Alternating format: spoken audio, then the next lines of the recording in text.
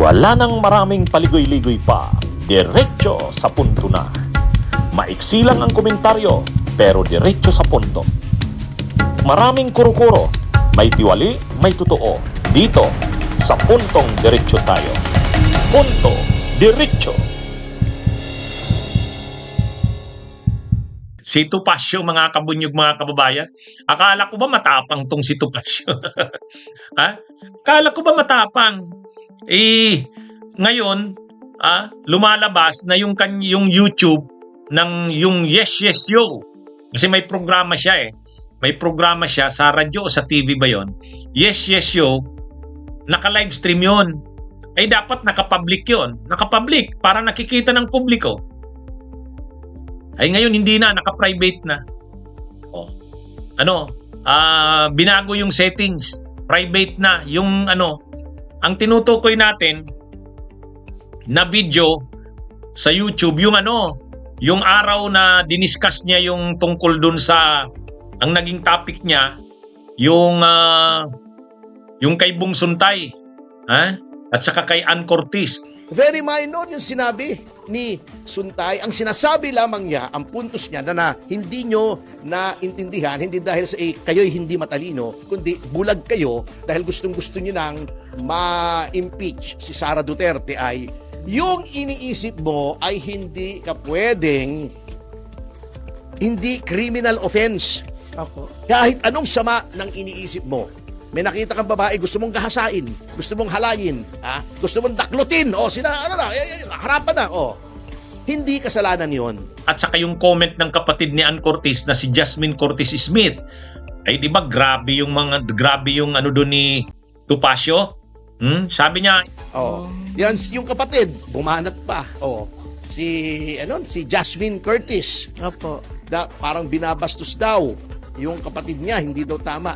Kayong mga artista, yung mga ganyan, ikaw, Jasmine, bakit ka nagpo-post ng mga bikini pictures mo sa social media, sa mga pahayagan?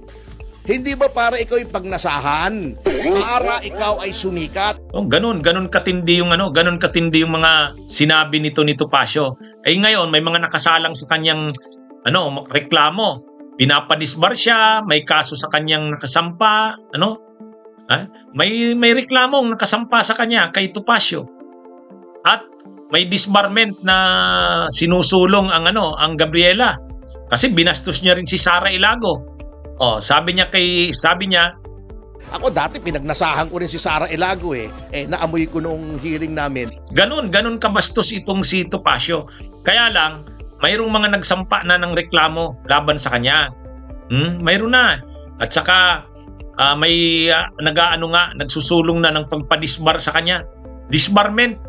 O ngayon, ay syempre kung may sa kanya, disbarment, cyber libel, yan? Ang pinaka-proof doon na yung public yung kanyang mga sinabi. Naka-public. Ang ginawa ngayon, hindi na, naka-private na yung settings nung yung video na yon. Yung programa niya sa Yes Yes Yo, Topacio. Anong ibig sabihin nun? Parang gumagawa na ng hakbang si Topacio kasi alam niya problema itong haharapin niya sa susunod na mga araw. Kasi siya, pinapadisbar siya. Nag-release pa naman ng statement. May nirelease na statement ang Integrated Bar of the Philippines. Kahit hindi statement yon ng buong IBP, yung isang komisyon yata ng IBP ang nag-release noon, binanggit doon. Dapat ang mga abogado na tulad namin, hindi ka dapat nagiging bastos at hindi ka nagpo-promote ng misogyny at saka pagiging sexist. Hindi yun.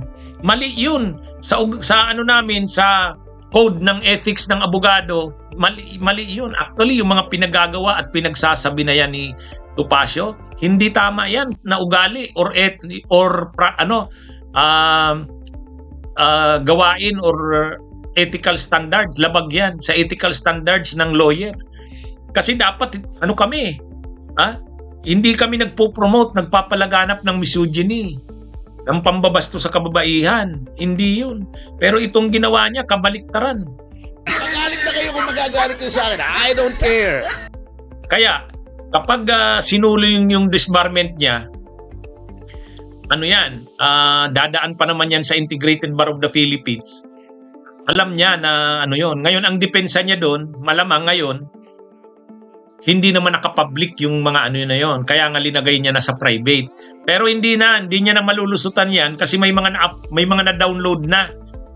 At saka, hindi niya na maitatago yun kasi alam ng publiko na talagang public yung pagkakasabi niya. No? Kaya lang, parang gustong lumusot ngayon, binago yung settings from public to private. Kasi, syempre, sa cyber libel, or sa libel, ano yan? Ano yon? Public. Ibig sabihin, linabas sa publiko. Kung naka-private nga naman, pwedeng yun yung palusot niya. Pero hindi na uubra yan kasi nailabas na eh. Saka mayroon ng mga kumalat nun at may nakapag-download na din nun. Kaya lang, ginagawan niya yata ng paraan ngayon. Kasi kung makikita mo, naka-private na eh. Naka-private na yung ano niya, yung settings ng kanyang Kaya akala ko ba kaya nga maraming nagre-react. Sabi, akala ko ba matapang si Topacio? Bakit nung nabalitaan niya ng may mga sinasampa na sa kanyang disbarment?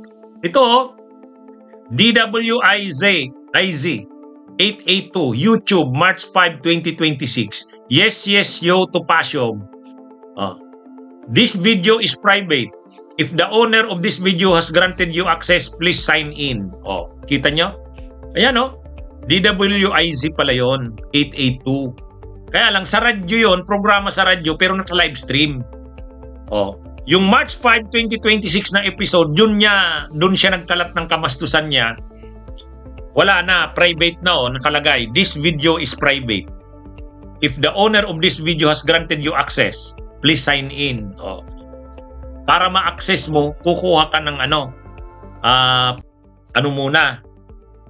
hihingi ka muna ng approval sa owner ng video. Pero wala na, hindi na public. Siguro, gumagawa na ng hakbang kasi alam niya na may mga kaso na sa kanya eh. May mga reklamo na sa kanya. Pero yun na nga, hindi niya malulusutan ito. Hindi malulusutan yan kasi naka-download na. Marami nang na-download nun. Bunyog, halikan na kasama ka. Bunyog, kapag buklod ay may pag-asa. Luzon, Visayas, Mindanao, isa ang pananaw. Sa bagong Pilipinas ang bunyog isisigaw.